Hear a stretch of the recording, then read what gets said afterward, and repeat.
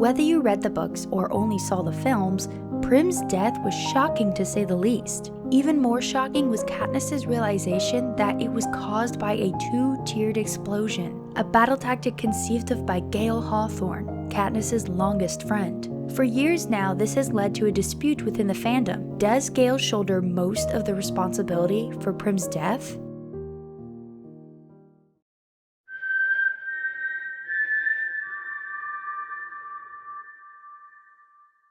Depending on what side of the argument you land in, it might seem ridiculous to argue otherwise for the other side. However, as we will see, this is not a clear cut and dry situation, but rather it holds a few nuances that may not change your blanket answer, but at least shape your opinion of Gale, like it did Katniss's.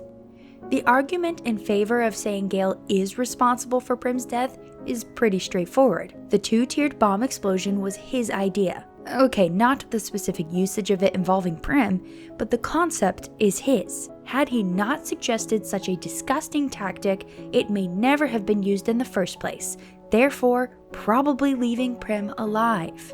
The opposition to this argument is not so black and white. Yes, the tactic was from Gale's mind, but he did not authorize it to be used the way it was. Heck, he didn't even know it was going to be used at all. He was nowhere near District 13. He was with Katniss at the front line, more or less. They weren't supposed to be at the front line, but you know what I'm talking about. In fact, we know it was Coin's idea to use it on Capitol children. Makes sense considering she also wanted another symbolic Hunger Games. Now, at first we think it was Snow's doing, but regardless, it wasn't Gale. This is delving into speculation, but I hesitate to think Gale would ever even consider using this on children, no matter whose they are. However, I'd be open to pushback on that considering his view on people in the Capitol in general. Look at the way he acted and spoke when it came to the nut in District 2. It might not be that far of a stretch to include children. Either way, while you may harbor annoyance with Gale for coming up with such an idea, he played no part in how and when it would be executed,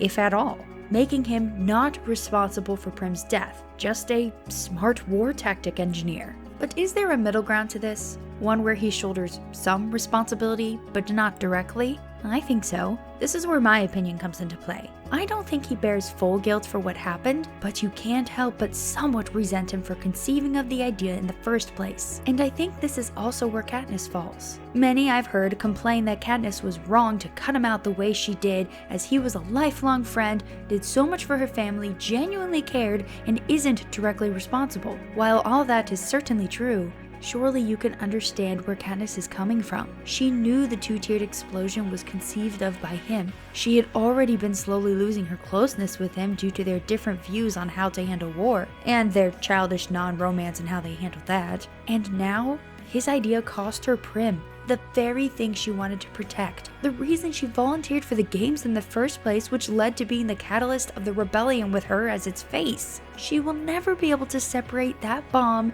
and Gale. Even if she can logically reason it wasn't his fault, in her heart, the two are intertwined and fused. Does this absolutely stink for Gale? Yes. Is it totally 100% his fault? No.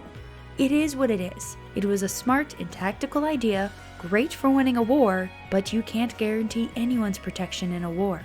And because of this, he has to carry at least a little burden for what happened, even if not directly, and certainly not 100%.